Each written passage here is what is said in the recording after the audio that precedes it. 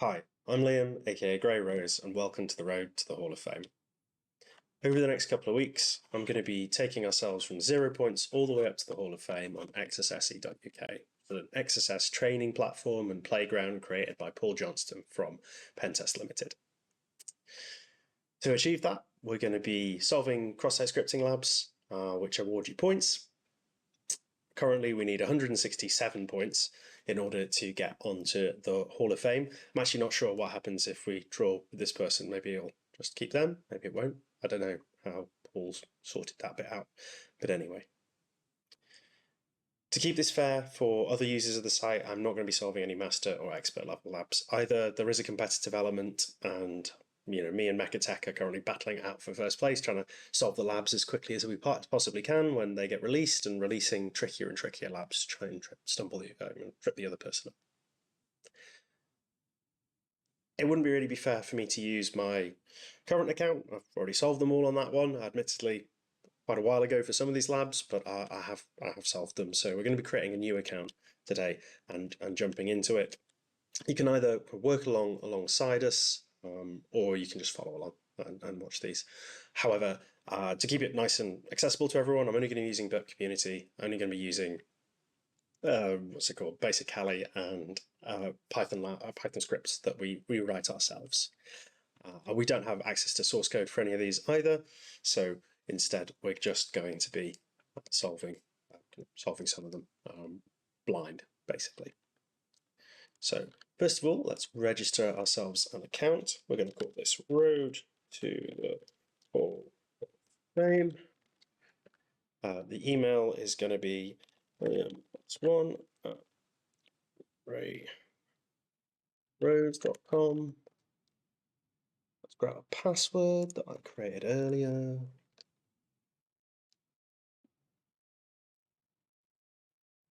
There we go. We are given a payload hosting here, so this allows us to do things like out-of-band attacks. You may have heard of tools like Burp Collaborator. It's a similar concept. The headless browser, sort of concept I'm going to get onto in a second, is locked down to just subdomains of XSSy.uk. So you can't use things like Burp Collaborator, but you can use things. You can point it back at your payload hosting lab, and as I'll just show you here, the access log is ephemeral. So if you were to launch this, you'd see it'd be a blank index page, but you do have that access log, so you can monitor things, and we can do some redirection stuff and some funkiness. Right then, let's get to it. So we're going to start with some novice. As you can see, it goes all the way up to master. So some of these get really, really hard. I think some of these only have like 1 or 2 solves. Yeah, so Mechatech came out and Float and Grey Rose have solved that one. Don't know why I'm talking about myself in the third person, but here we are. But we'll start with the basic reflective XSS. So this is lab 1. It's created by Padge. Padge is Paul, who created the site. There is a solution video to this already, so sorry, Padge. There are going to be 2 now. And as you can see, this is solved by hundreds and hundreds of people. You create your payload, then you submit it to the headless browser. The headless browser is effectively simulating what happens if somebody clicks a link. So it's a bit more of a realistic way of getting somebody, or kind of testing your XSS payloads. As opposed to just popping in alert 1. As well, we have to run alert document.cookie, and then the headless browser has this, effectively the headless browser then checks to see if the cookie that it's been set is available within the pop-up box, and if it is, then you solve the lab. So let's launch lab number 1. Basic reflective XSS. Let's go to here, and you can see that in here we've got a get request to the page. You can then start to see the HTML of the page. There's a form there, which we can see here as well. So we're just going to type test into this first. So, and then you can see that there's a name equals test in the URL bar there, and it says hello test here. And if we go down here, you can see that we are in fact just reflecting that content back there.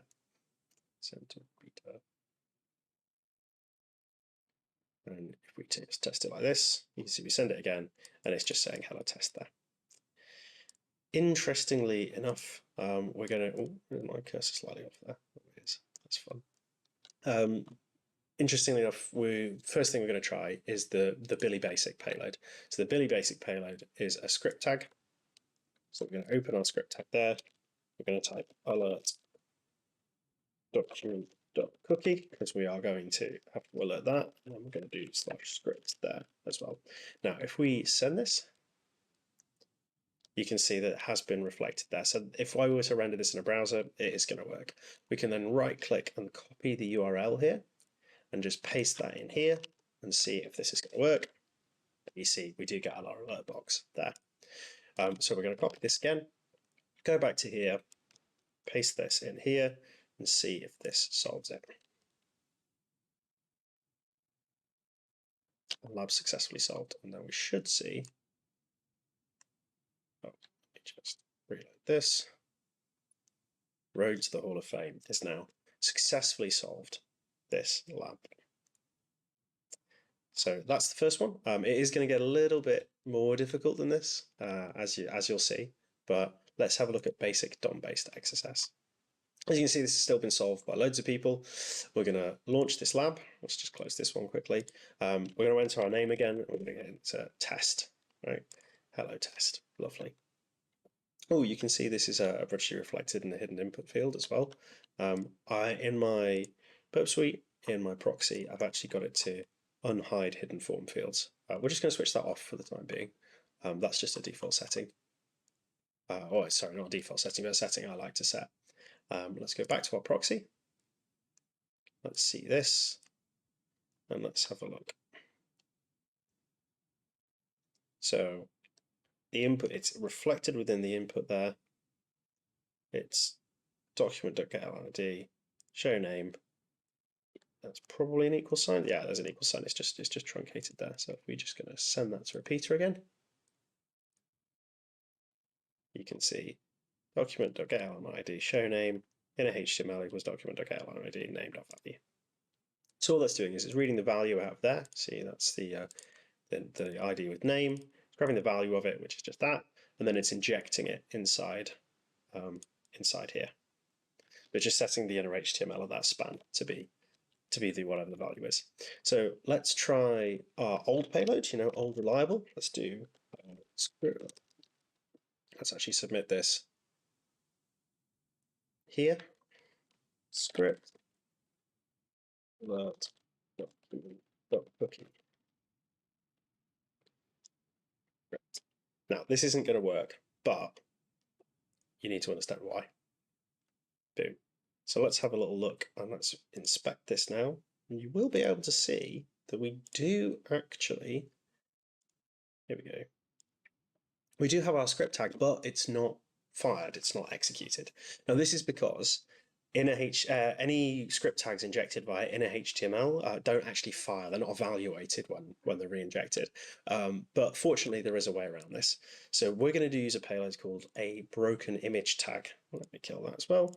So a broken image tag is image source equals x, right? So this is what breaks it. There's no on/x at this page. There's no valid image, so it'll fail. It'll error. It'll throw an error, and then we're going to say on error equals alert. Let's do there, and then we're just going to close our image tag like that. And then when we submit this, you can see that we get our alert, and the broken image tag's there. Now, if we inspect element again, just see that alert document.cookie is in there. It has been re-injected. You see it's in there as well. But we grab that, it grabs the value of it and then re-injects it back into the DOM. Image tags are evaluated when they're injected via inner HTML calls. So we do effectively get our execution there, which is a nice simple. And this is one of the DOM XSS. I've actually spoken about this at a couple of conferences called B-Sides conferences around the UK and further afield. It's one of the reasons why DOM XSS is missed so much. People are spraying script tags everywhere, and you're not going to find this with a script tag. It's just not going to happen. So let's submit our payload.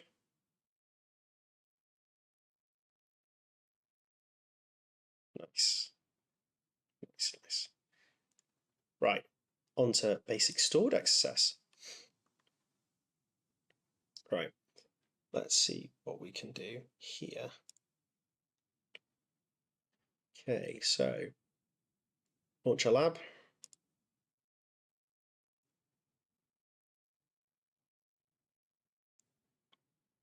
Oh dear, Paul, you've got spelling mistakes in your site. I need to tell you about that. What we're going to do here is we're going to inject. Well, actually, we're just going to put test here and click submit.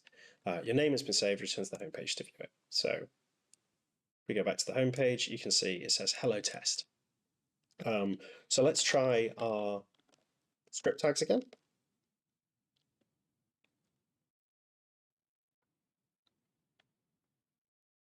The name has been saved, and returns to the home page to view it. And you can see that that now does actually fire because this is stored cross-site scripting.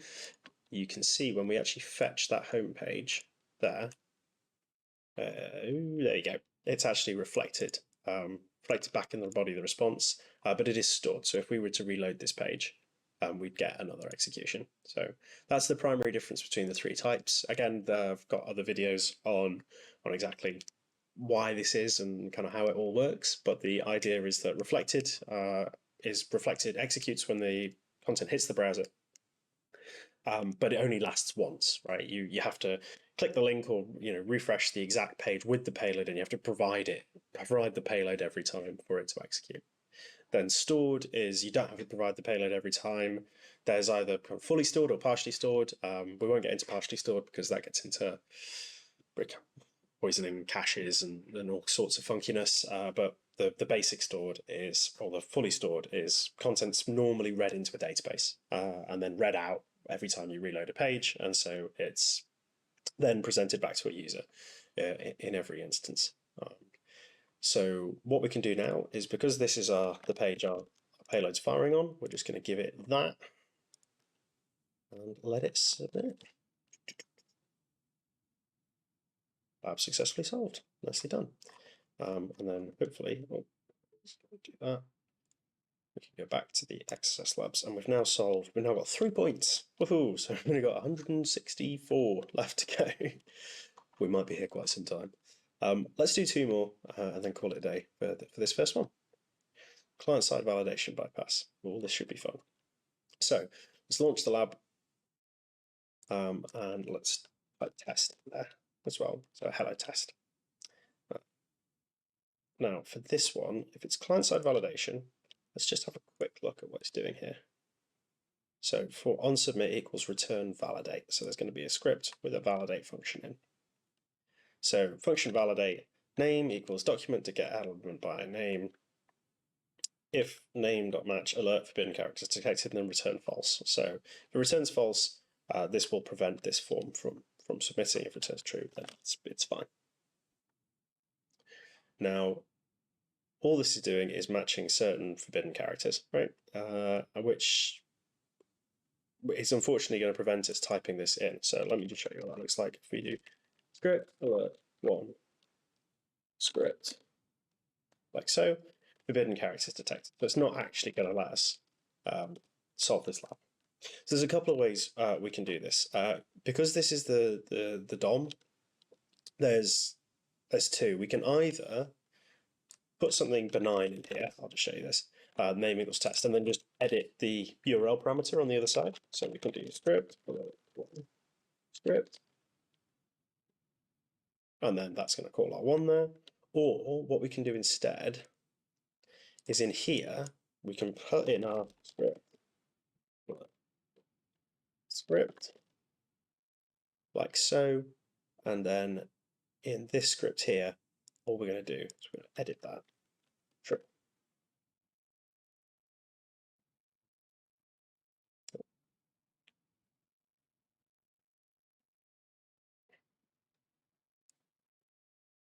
Actually, what we're just going to do is we're going to edit this whole thing and just get it to return true there.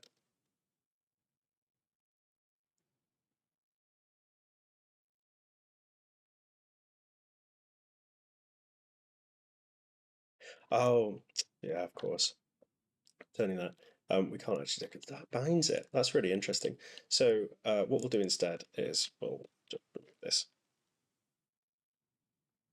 We should then be able to submit it. Still can't submit it. Anyway.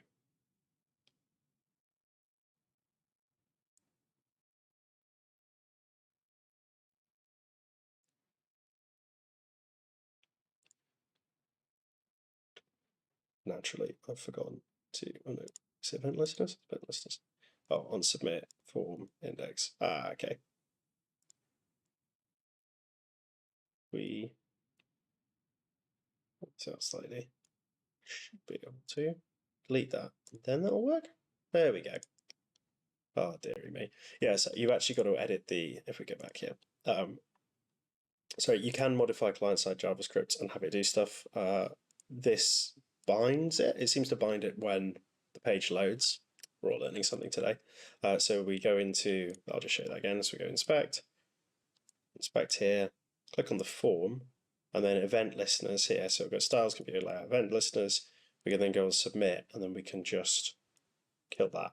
And then that's event listeners no longer valid.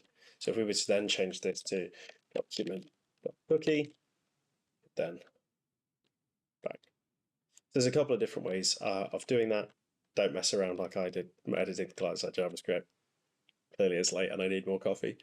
But here we go. So then we can grab this URL, submit that in there.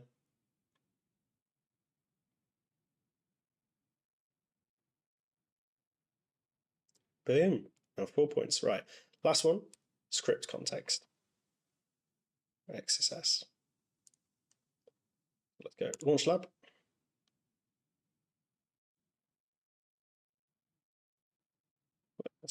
Right, let's have a little look in here about how that's working. So var name equals test. So that seems to be where our string's being reflected, and already in the string in there, and document.write name. Right. So again, here, there's a couple of different ways of doing this. The best way of doing it, though, is a lot of slightly newer testers perhaps will try and attack the document.write. It's much better to instead, because I don't believe that causes an executable context. The actual one you want to attack is the here, right? So you want to think about this as your input point, not where it's being written. So this is what makes it slightly different to DOM-based cross-site scripting. Testers refer to this as JavaScript injection or script context injection, but it's quite interesting and it's a bit unique. So you can see here our name is test. What we're instead, actually I'll do it here. Why not? Test. So we're gonna send that. We can see that. So what we want to do is, JavaScript's quite funky. It has to be it has to be syntactically valid. All JavaScript within a script block has to be syntactically valid. So it's just valid JavaScript before it'll allow to execute. We're going to break out of our test by inserting a double quote. We're going to end that call there. We're then going to go alert. Let's try that again. Document.cookie. Close that, and now number semicolon, and then we're just going to comment the rest of the string out. There. Now if we send this, this should look like file name equals test, alert, document.cookie, and then the rest of this is commented out. So we copy that URL as we were doing previously. You can see that we have an alert box that's been called there. We have alerted that document.cookie, and then we can go here. And boom.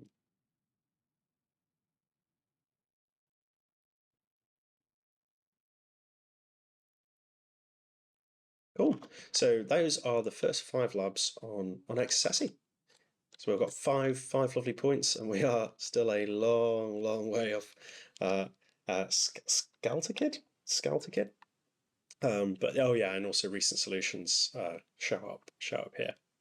So yeah, that's the first 5. Hopefully you enjoyed, you learned something, and I will hopefully see you next time. Right, cheers.